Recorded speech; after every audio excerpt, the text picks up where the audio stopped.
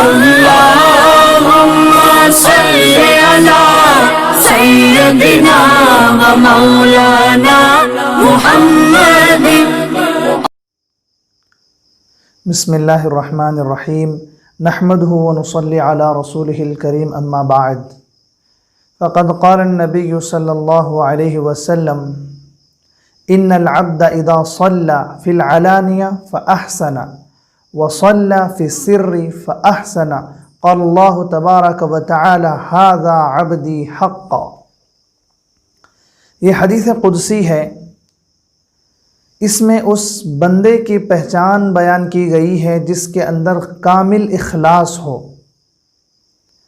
اخلاص کی اللہ تبارک و تعالیٰ کے نزدیک بہت عظمت ہے. اخلاص کے ساتھ کیا جانے والا عمل قلیل بھی اجر کثیر رکھتا ہے. یعنی عمل تھوڑا ہی ہو اجر اس کا بہت زیادہ ملتا ہے. اسی وجہ سے اللہ تبارک و تعالیٰ کو عمل کا حسن محبوب ہے، عمل کی کثرت مطلوب نہیں ہے. اسی وجہ سے اللہ نے فرمایا لِيَبْلُوَكُمْ أَيُّكُمْ أَحْسَنُ عَمَلًا، یعنی تم میں کون اچھا عمل کرتا ہے یہ دیکھنا چاہتے ہیں اللہ تبارک و تعالیٰ. کون زیادہ عمل کرتا ہے یہ دیکھنا نہیں چاہتے. اسی وجہ سے اعمال کے حسن کو بڑھانا چاہیے، اور عمل میں حسن پیدا ہوتا ہے اخلاص نیت سے اور اتباع سنت سے.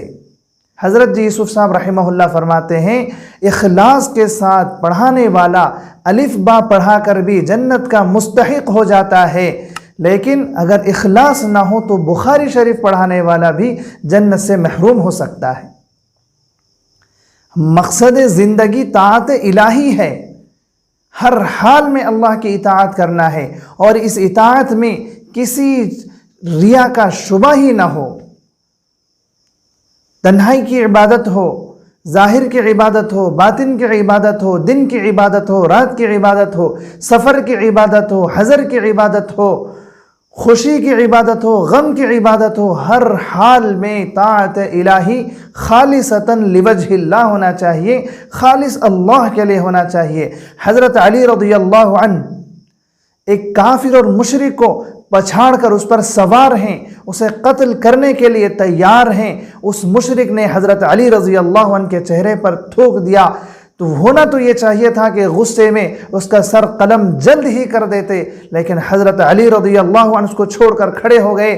پھر فرمایا جب تک میرا تجھ سے مقابلہ تھا میرے اندر اخلاص تھا، یہ غصہ صرف اور صرف اللہ کے لیے تھا اور یہ اللہ کے لیے لڑنا تھا. جب تو نے مجھ پر تھوک دیا تو میرا غصہ اس میں شامل ہو گیا.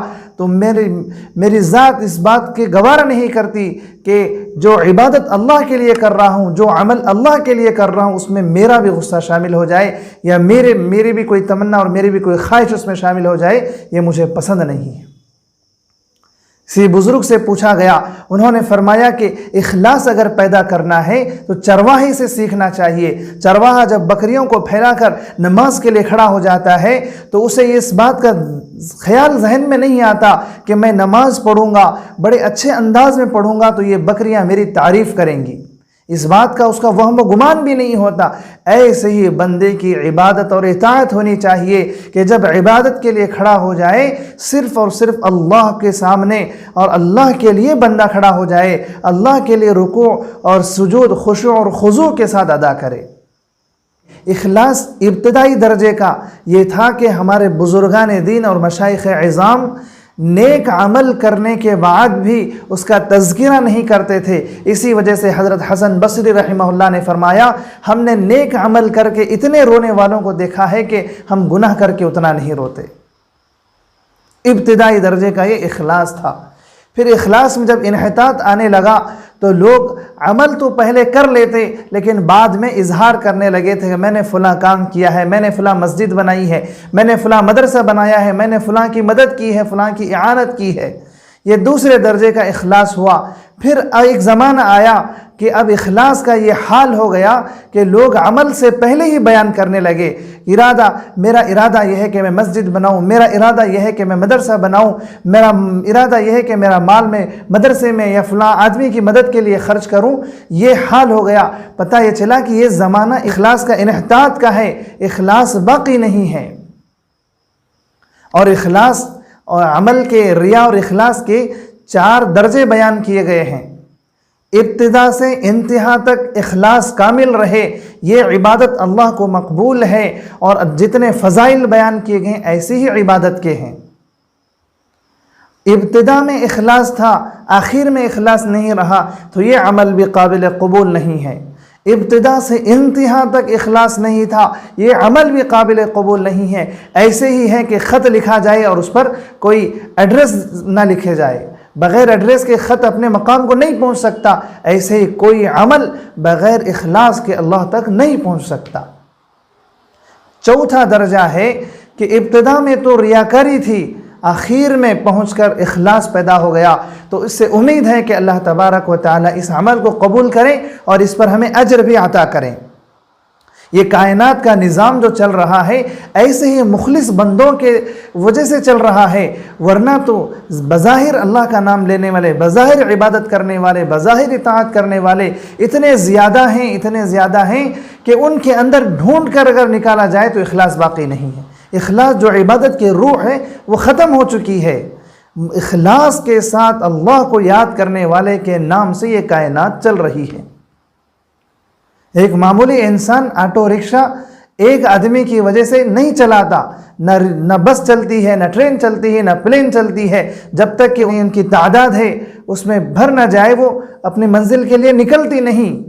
لیکن اللہ تبارک و تعالیٰ کے نزدیک اس مومن بندے کا اتنا اونچا مقام ہے کہ وہ ایک بندہ جو اخلاص کے ساتھ اللہ کا نام لیتا ہو تو اللہ تبارک و تعالیٰ اس کی وجہ سے پورا نظام کائنات چلائیں گے۔ اخلاص کا اتنا اونچا مقام ہے۔ ولایت کی بھی 4 علامتیں بیان کی گئی ہیں۔ پہلے یہ ہے کہ وہ توبہ کرے، سچی توبہ کرے، پھر اپنے اعمال کی اصلاح کر لے، پھر اسی اصلاح پر باقی رہنے کے لیے قرآن و حدیث کو تھامے رہے، پھر اس عمل میں اخلاص پیدا کرے۔ یہ 4 علامتیں جس بندے کے اندر پائی جائیں گی وہ ولی اللہ ہے، چاہے اسے ولی کہے یا نہ کہے، اس وجہ سے کہ اللہ تبارک و تعالیٰ نے فرمایا اِلَّا الَّذِينَ تَابُوا وَأَصْلَحُوا وَاعْتَصَمُوا بِاللَّهِ وَأَخْلَصُوا دِينَهُمْ لِلَّهِ فَأُولَٰئِكَ مَعَ الْمُؤْمِنِينَ۔ جس نے توبہ کی اور اپنے اعمال کی اصلاح کر لیا اور قرآن و حدیث کو تھامے رہا اور اپنے عمل میں اخلاص پیدا کر لیا، وہ مومنین میں سے ہے۔ اللہ تبارک و تعالیٰ سے دعا ہے کہ اللہ ہمیں اس حدیث کے مطابق اپنے اعمال میں اخلاص پیدا کرنے کی توفیق عطا فرمائے اور پوری امت مسلمہ کو خالصتاً لوجہ اللہ عبادت اور اطاعت میں لگے رہنے کی توفیق عطا فرمائے۔ السلام علیکم ورحمۃ اللہ۔